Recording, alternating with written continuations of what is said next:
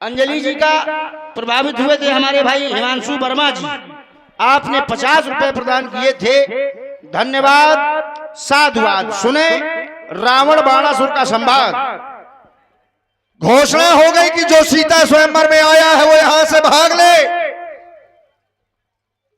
चलकर मिलना चाहिए।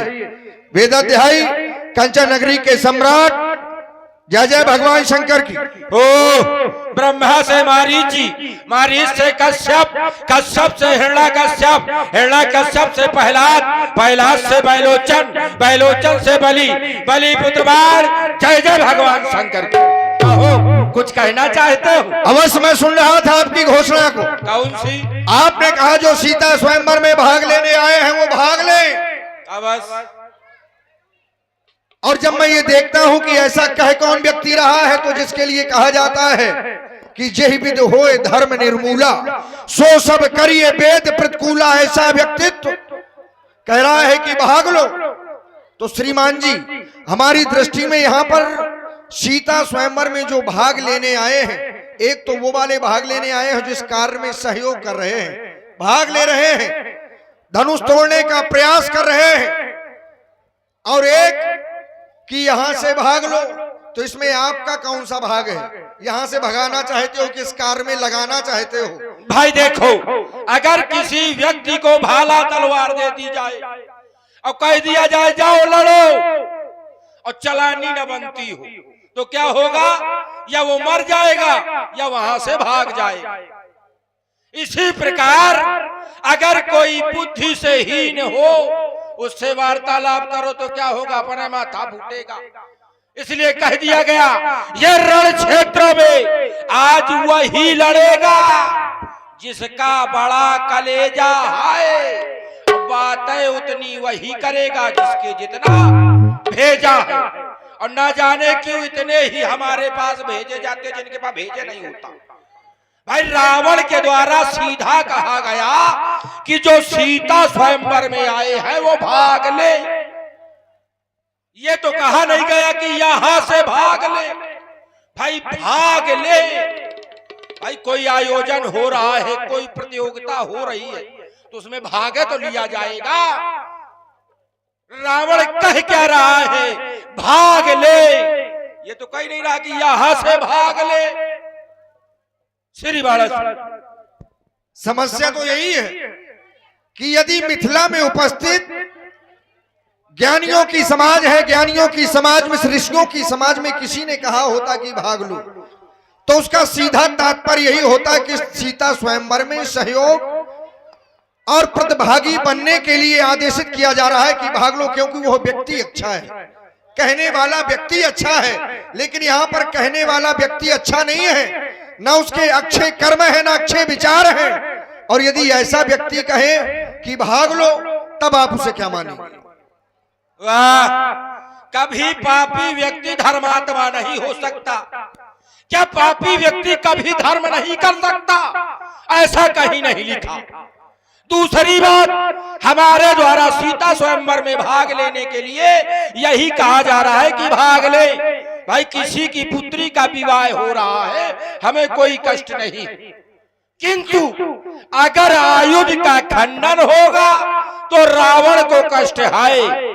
क्यों? क्योंकि ये विश्व बपौती है, किसी एक के बाप की बपौती नहीं है। और ये जनता जनमानस यहाँ की ज्ञानी है, पुर नर नार सुभद सुत संता और धर्मशील ज्ञानी गुणवंता। यहाँ की समाज भी ज्ञानी है, जो ये जानती है कि आज ऋषि का बलिदान उसके प्राणों पर आया है, तो ये रावण ये नहीं होने देगा। और सीता स्वयंवर हो रहा है, हमें प्रसन्नता है। सीता का विवाह हो जाना चाहिए, धनुष का खंडन नहीं होना चाहिए।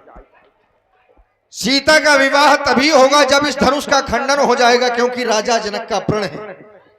आप कह रहे हैं कि धनुष का खंडन हो जाएगा, हमें बड़ा कष्ट है, हमें बड़ी तकलीफ है।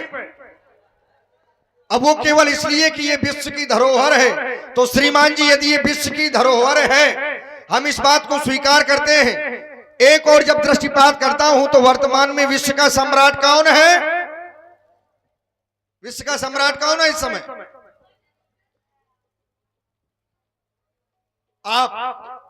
आपने अपने भुजाओं से संपूर्ण विश्व को अपने बस में कर रखा है, तो जब ये विश्व की धरोहर है तो इसे आपके पास होना चाहिए कि राजा जनक के पास?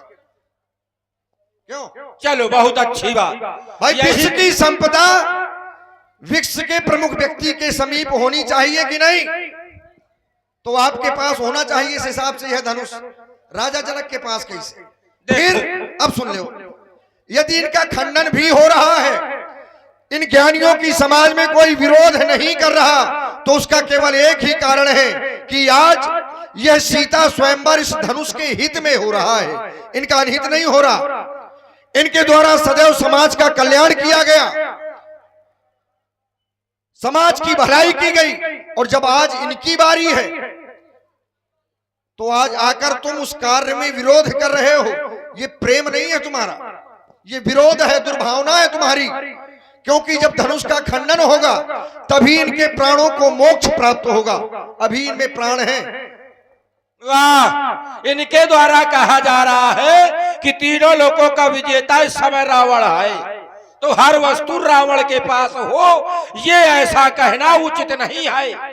दूसरी बात, ये भगवान शंकर के द्वारा राजा देवरात को 15 पीढ़ी पूर्व सौंपी गई थी, 16वीं पीढ़ी चल रही है।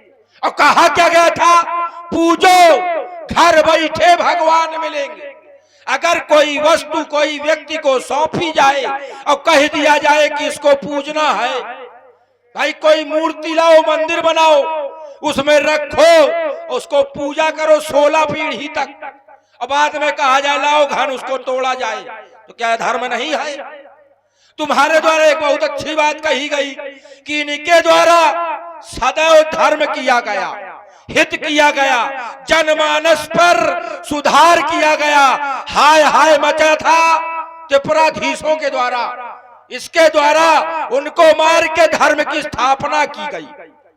आज धर्म की स्थापना करने वाले को, एक धर्म में सहायक बनने वाले को बलवेदिका पर चढ़ा दिया जा रहा है। कहा जा रहा है इसको तोड़ डालो, इसमें प्राण है। अगर प्राण लिए जा रहे हैं तो यह अधर्म है, और रावण के होते हुए यह अधर्म नहीं होगा। अब रुक जाओ भाई, इसीलिए तो कहा करता हूं कि समुद्र में सब मोती नहीं, कुछ घोंघे भी होते हैं, और पंडितों में सब विद्वान नहीं, कुछ तुम जैसे पोंगे भी होते हैं। भगवान शंकर ने धनुष दिया, ये कहा कि ले जाओ पूजो, इससे भगवान मिलेंगे, और जब भगवान मिल जाएंगे फिर इनका क्या होगा, ये नहीं कहा भगवान शंकर ने। जब भगवान मिल जाएंगे राजा जनक को, फिर इसके बाद इनका क्या करना है? तो भगवान शंकर ने यह भी तो नहीं कहा कि इनको तोड़वा दिया जाए। ये तुम कैसे कह सकते हो? क्यों? जब तुम ये कह सकते हो कि भगवान शंकर ने ये नहीं कहा कि भगवान मिल जाए, तो राजा जनक को क्या भगवान की दर्शन हो गए? भगवान मिल गए, बिल्कुल मिल गए, बिल्कुल मिल गए। अब सुनो, राजा जनक ने किसी को देखा नहीं, विलोकत अति अनुरागा, बरबस ब्रह्म सुख ही मन त्यागा। देखा, देखने के बाद में हृदय से ब्रह्म सुख छूट गया। राजा जनक जान गए कि ये कोई साधारण नहीं, जिनकी मुझे प्रतीक्षा थी ये वही है। इधर ये ज्ञानियों की समाज है, पुर नर नार सुभट सुचि संता, धर्मशील ज्ञानी गुणवंता विशेष राजा जनक, जा सुज्ञान रवि भव निशनासा। ऐसा विशेष ज्ञानी राजा जनक जान गया, तो मिथिला की नारियों ने भी वही कार्य शुरू कर दिया। कोई उनको अपने सगे संबंधी के रूप में, एक दूल्हे का जो शिष्टाचार होता है, सम्मान होता है, मिथिला में वही सब चल रहा है। बहुत सुंदर। उनको ना दिखाई दे तो कोई तुम्हारे द्वारा कहा जा रहा है कि यहाँ की नारियों ने अमुख व्यक्ति को सीता का क्या मान लिया? बर। और जब मान लिया है, राजा जनक भी जान गया है, तो इस आयुध को तोड़वाने की आवश्यकता ही क्यों? आवश्यकता है। अब सुनो कैसे आवश्यकता है। जिस समय महात्मा दधीच ने अपनी हड्डियों का दान दिया, वहीं पर उनकी पत्नी सुबाचा उपस्थित थी। अच्छा। और देखा कि अभी हड्डियों का दान दिया है, प्राण में अभी भी है, इनके प्राणों का तरण तारण कैसे होगा? तभी सभी देवताओं ने आश्वासन दिया कि माता, त्रेता के चौथे चरण में जब भगवान का अवतार होगा, उनके हाथों के द्वारा जब इनका खंडन होगा, तभी इनका उद्धार हो जाएगा। तो आज समय वही है। देखो अनर्गल की बातें ना करो, ये अनर्गल की बात ये है। कोई भी प्रमाण नहीं है कि देवताओं के द्वारा ये कहा गया है कि त्रेता के चौथे चरण में ये आयुध टूटेगा, इनका उद्धार हो जाएगा ना।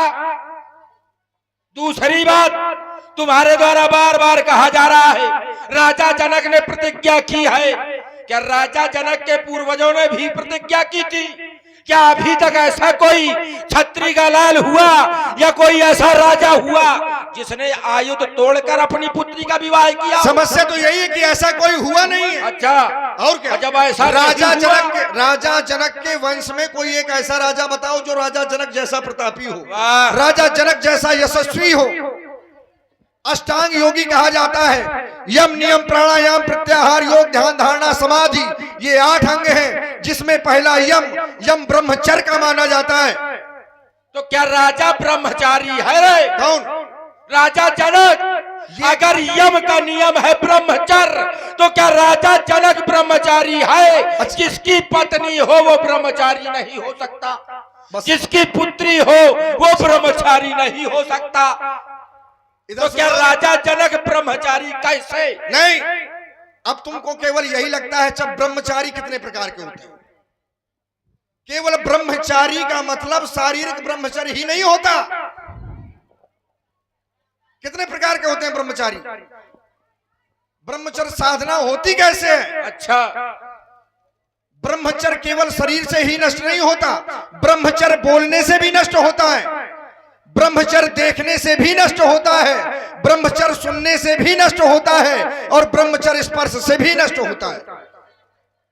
ये एक साधना है। बहुत सुंदर। तुम्हारे द्वारा कहा जा रहा है देखने से, सुनने से, स्पर्श करने से नष्ट होता है, ब्रह्मचर्य तो नष्ट होता है। क्या राजा जनक ने अपनी भार्या को स्पर्श नहीं किया होगा? क्या राजा जनक ने अपनी भार्या को उस निगाह से नहीं देखा होगा? और जब देखा होगा तो ब्रह्मचर्य का रहेगा। तुम्हारी बुद्धि खराब है क्या? मैंने आपको अष्टांग योग दिखाई थी। ये साधना है, ये प्रयास है, ये परिश्रम है। भाई हम राजा जनक को योगी नहीं मानते। नहीं, राजा जनक योगी है भाई ना। योग अलग होता है, योग अलग है। धर्म ते विगत योग ते ज्ञाना, योग नाना प्रकार के होते हैं। ये तुम्हारे समझ की बात थोड़ी है। देखो ऐसा है, योग में ही ब्रह्मचर्य आता है, और जब राजा जनक ब्रह्मचारी नहीं तो योगी कैसे? दूसरी बात, तुम्हारे द्वारा पहले एक प्रश्न किया गया था, देवताओं ने ये कहा नहीं कहा, और सीधी सीधी बात है, आज मैथिली अधिवेशन में नहीं धनुष कर्षण होगा। अगर धनुष कर्षण तो ये चमचम चमकेगी चंद्रहास, रणछंडी का नर्तन होगा, लाशों के लग जाएंगे ढेर, बड़ा सुरभ हमारे। लेकिन इस लंका अधिपति रावण के होते हुए इस मैथिली अधिवेशन में आज नहीं धनुष कर्षण होगा। यदि बात पूरी पता ना हो तो ये ना कहना चाहिए कि ऐसा नहीं है। ये कह सकते हो कि हो सकता है, हमें ना पता हो। लेकिन आज यदि सीता स्वयंवर में तुम्हारा इसी प्रकार से विरोध रहा तो ये आज धनुष कर्षण होगा। यदि नहीं धनुष कर्षण होगा तो ये चमचम चमकेगी चंद्रहास, और ये बाणों का वर्षण होगा।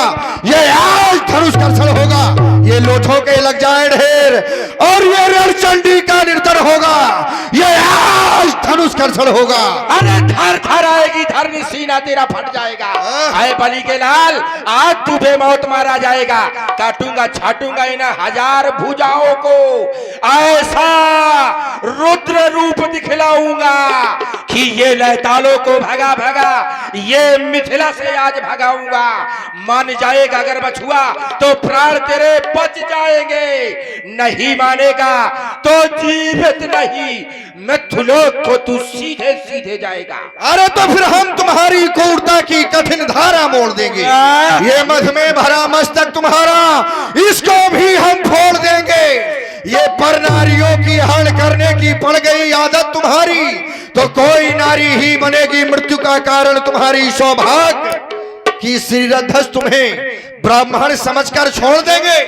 पर हम तुम्हारी क्रूरता की कठिन धारा मोड़। अरे कितने आते कितने जाते घोर घमंडी काले, कितने आते कितने जाते कितने? ये घोर घमंडी काले। आज पता चल जाएगा बेटा, पड़े हो हमारे पाले। ये ऐसी आज नचाऊंगा, ये काट तुझे मैं तू लोग पहुंचाऊंगा। बात मेरी अगर नहीं मानेगा तो सीधे सीधे यमलोक पठाऊंगा। तो ये ले खुला बख्श तुम करो बार। अरे ये मिथिला में होगा बुरा हाल, दिखला लो जोर जवानी का। आवाज छाती में बाल अगर तो झेलो बार कपाली का।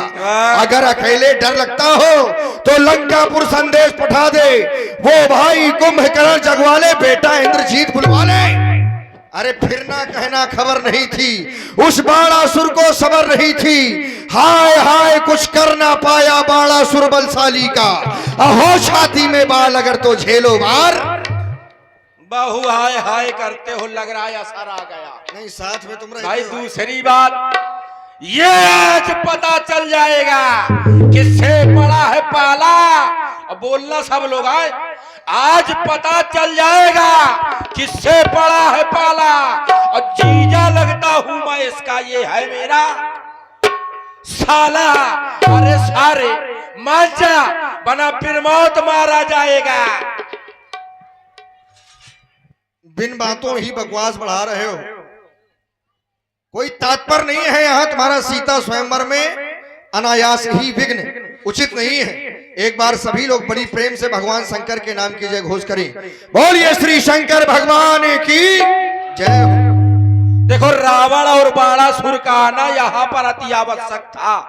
रावण बाणासुर यूं ही नहीं आए, क्योंकि राजा जनक ने इस आयुध में तीनों लोगों की विजय लगाई हुई।